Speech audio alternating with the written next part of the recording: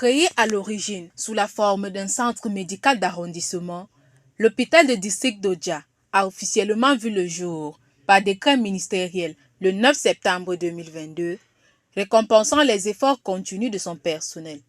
Situé dans l'arrondissement de Yaoundé 4, cette formation sanitaire couvre des quartiers clés tels qu'Odja, Mvan, Meyo, Ahala et fait face aujourd'hui à une affluence massive. L'hôpital de district d'Odja est un hôpital qui a 2 bâtiments. Ici, nous sommes au niveau du bâtiment B. Le deuxième bâtiment, c'est le bâtiment A. Le taux de fréquentation de l'hôpital à ce jour dépend des services. Mais en général, on peut aller environ à 1800 personnes par mois. L'hôpital regorge en son sein plusieurs services, allant de la chirurgie à la pédiatrie, en passant par l'accueil. Ça, c'est le compteur pour la numération formée sanguine.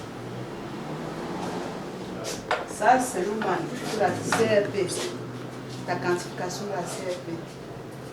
Ça, c'est le microscope. Je pense que tout le monde connaît ce que c'est qu'un microscope. Ça, c'est Human pour la biochimie. Ça, c'est Tibilam pour les crachats. Là-bas, c'est Papayas de la parasitologie. On étale les selles ici. On envoie au microscope. Le service maternité qui est composé de la salle d'accouchement où nous sommes présentement, qui dispose de 2 lits d'accouchement et de 2 lits de travail. Il y a également les appareils d'oxygénation, de réanimation. Le nombre d'accouchements par jour peut aller de 2 à 4.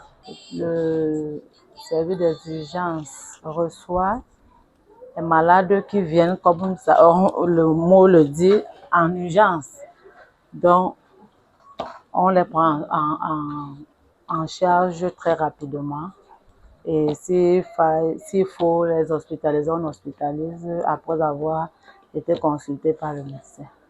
Et ce service englobe aussi les hospitalisations. Nous pouvons accueillir au moins 20 malades par jour. Ici, nous recevons des cas en urgence. Nous avons des brûlures de premier degré, deuxième degré, et les accidentés. Généralement, la prise du patient, on fait les soins. Le médecin va consulter, va référer, si c'est nécessaire de référer au cas où nous ne pouvons pas prendre la prise en charge. Mais quand c'est possible, nous faisons les soins, on va injecter, on va faire des pansements, on va suturer. L'institution dispose d'un plateau technique soutenu par des spécialistes de plus en plus nombreux grâce aux récentes affectations. Concernant les spécialités, nous avons une cardiologue affectée, nous avons un chirurgien affecté aussi, nous avons une ophtalmologue, un ORL, voilà. Nous avons la spécialité en stomatologie, sont 6 chirurgiens dentistes.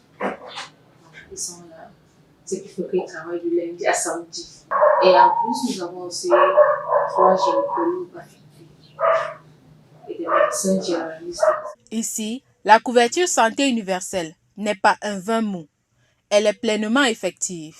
La couverture santé universelle est bien implémentée dans notre formation sanitaire en ce qui concerne déjà tous les patients qui arrivent au niveau de l'accueil, parce que ce sont les portes d'entrée. Je vous ai dit qu'il y a un service de vaccination, c'est toujours des portes d'entrée. Il y a un service du PEC.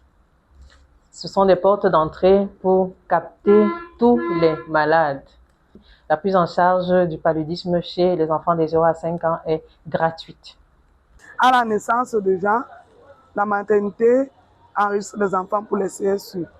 Mais nous avons certains bébés qui sont nés dans d'autres formations sanitaires, à la maison et tout. On les récupère en vaccination.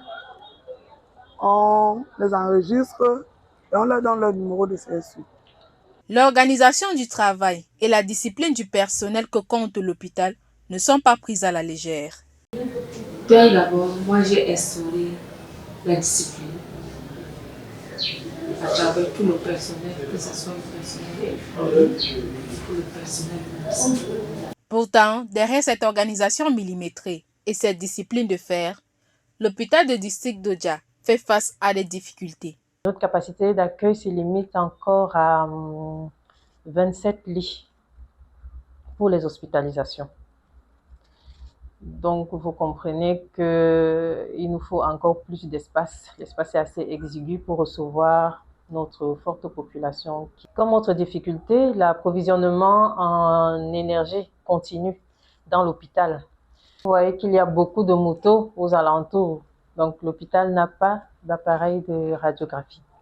Plus de bâtiments pour pouvoir mettre en fonctionnalité le service de néonatologie parce qu'il y a beaucoup de femmes qui accouchent dans cet hôpital. Également, une ambulance. L'hôpital de district n'a qu'une pédiatre vacataire. Donc, nous sollicitons l'appui en ressources humaines, donc une pédiatre, un pharmacien. Malgré le défi du quotidien, l'hôpital de district d'Odja maintient le cap. L'établissement réaffirme chaque jour son ambition première, rester un havre de secours ouvert et accessible à tous.